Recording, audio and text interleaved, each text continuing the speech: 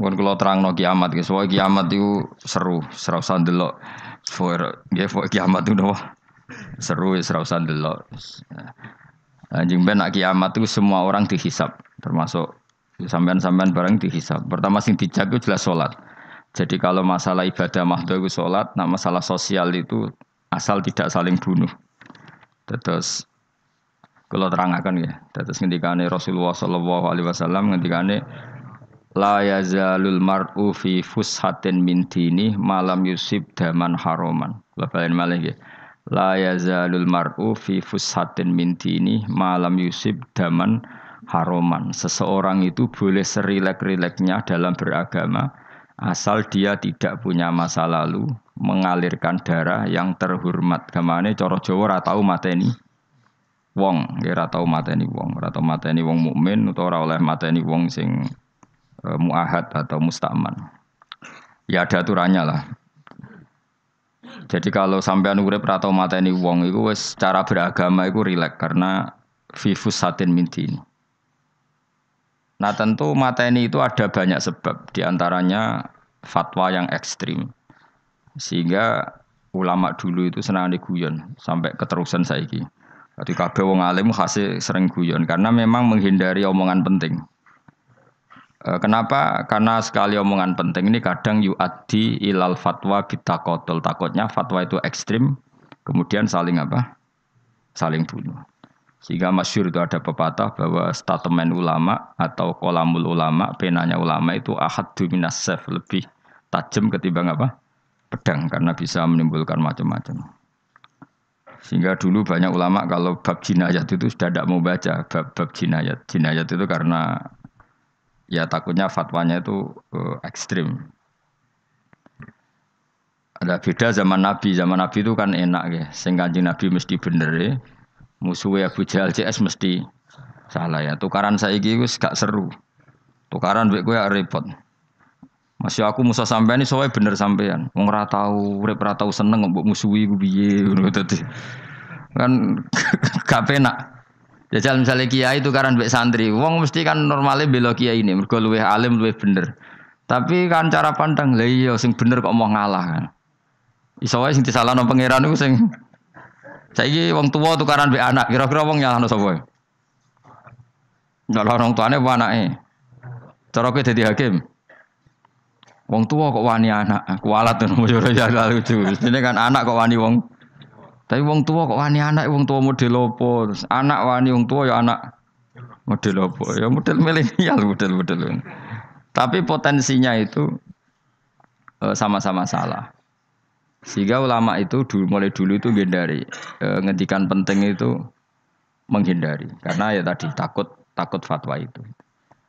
Saya ulang lagi ya, jadi seseorang itu selonggar-longgarnya dalam beragama asal tidak pernah membunuh. Tidak memburu darah yang seharusnya tidak terbunuh.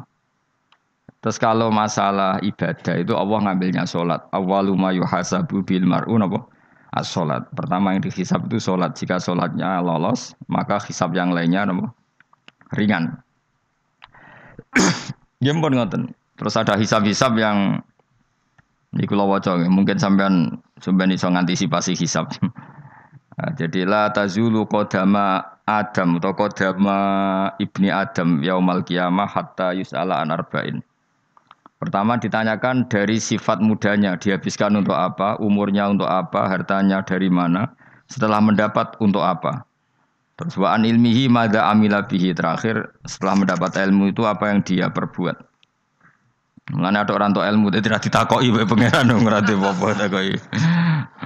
Ilmu iso nglakoni, mboten gadah ilmu ya Gusti. Terus serepet sampeyan. Dunya mboten gadah dunya. Lha apa ning dunya nggih ngentosi mati sing mon-mon niku aman apa? Sebab itu orang fakir itu masuk surga lebih cepat timbang orang kaya kacek pinten 500 tahun ketakoki. Dia apa mboten gadah napa-napa. Iso ngaji mboten.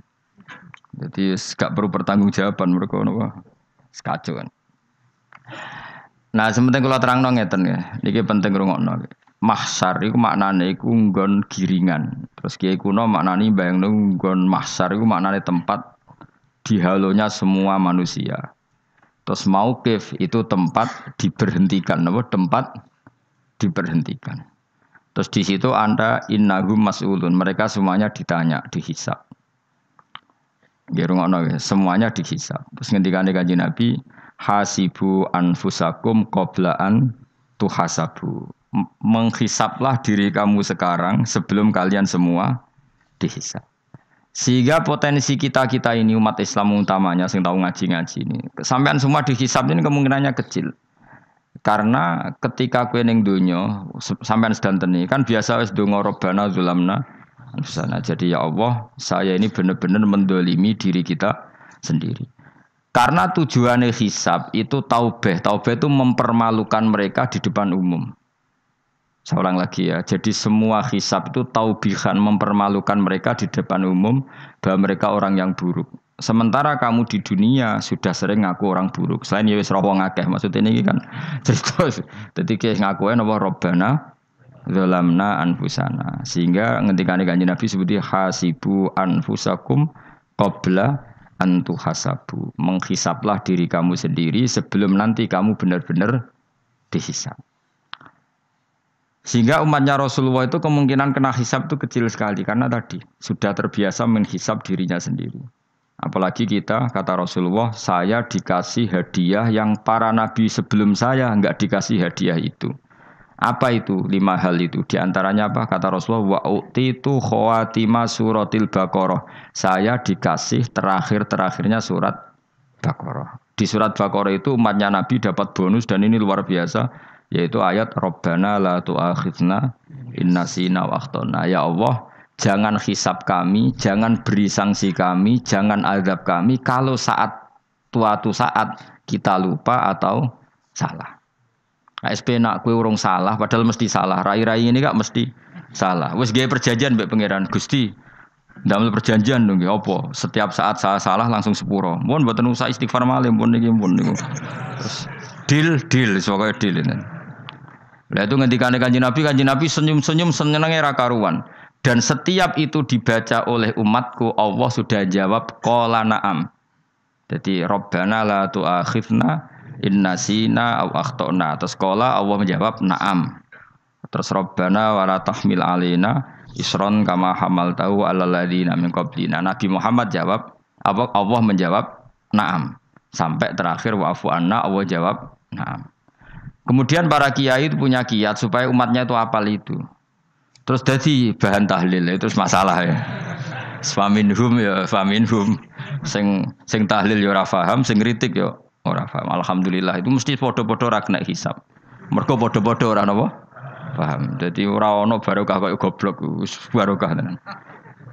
Mergo sing lakoni ya ora paham, sing kritik ora paham.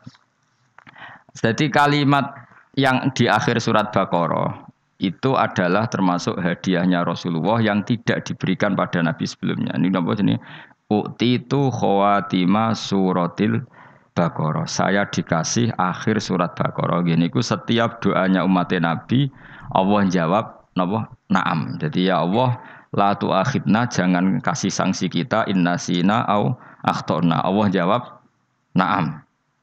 Itu satu. Terus kedua, umatnya Nabi itu kalau dosa itu tidak perlu prosedurnya harus istighfar. Banyak amalan yang menjadikan diampuni. Misalnya kafaratul majlis itu lafadznya enggak istighfar. Subhanakallahumma bihamdik misalnya. Dan banyak imatatul adza anit thoriq. Misalnya Nabi pernah cerita ada seseorang yang nakal, kemudian gara-gara menyingkirkan duri di jalan yang ganggu orang lewat, kemudian Allah memaafkan. Ada yang dimaafkan karena ngombeni anjing, macam-macam lah. Kemudian ngombeni santri, macam-macam. Sehingga potensi kita dimaafkan itu tinggi sekali karena ada sekian amal yang itu menjadi sebab ridhanya Allah Taala. Malah kalau dalam dunia wali itu ada seorang wali mau ngarang kitab, kemudian tintanya itu diminum lalat, dia membiarkan tinta itu sampai lalatnya sampai kenyang, kemudian gara-gara itu dimaafkan oleh Allah Subhanahu Wa Taala. Banyak sekali. Sehingga potensi kita dimaafkan tinggi. Terus turus, dadi orang ngrasani wong enggak macam-macam lah. Iku ya insyaallah di sepuro pangeran. Dadi ana wali, dadi wali mergo kakean apa? Turu. Ditakoki, "Kenapa kowe kok turu wong wali? Mboten siap roh donya, Gusti." "Kenapa? Donya wis rusak tok, patok mboten roh Gusti." Lah iku ya mari swarga napa? Ya swargane wong turu ya kira-kira dot. Tapi jadi umat Nabi itu luar apa? Luar biasa. Makanya saya yang heran ya kalau ada orang alim bikin gerakan terlalu tenanan itu keliru. Biasa mawon. Turu ku ya ibadah wae agar gak zina, gak maling, wae agar gak nglakoni dosa gedhe ini sanggep ae napa? Ibadah. Karena tadi Rabbana la tu'akhidna in nasina wa akhtana. Terus Allah jawab na'am. Sehingga kiai-kiai itu takut orang itu lupa terus dimodifikasi sedemikian rupa jadi wiridan.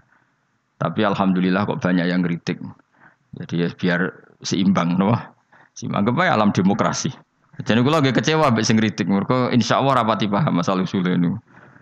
Karena satu-satunya cara supaya orang paham itu pancen yo dijak latihan bareng-bareng. Gak ngono malah ra paham blas. Ya tapi tadi ya semua itu resiko. Zaman Nabi Sugeng ana ibadah sunat dilakoni terus Nabi yo duka, kuwatire dianggap wajib.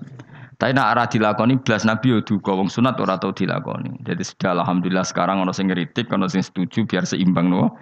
Wong padha ora pahame wae napa? Padha paham.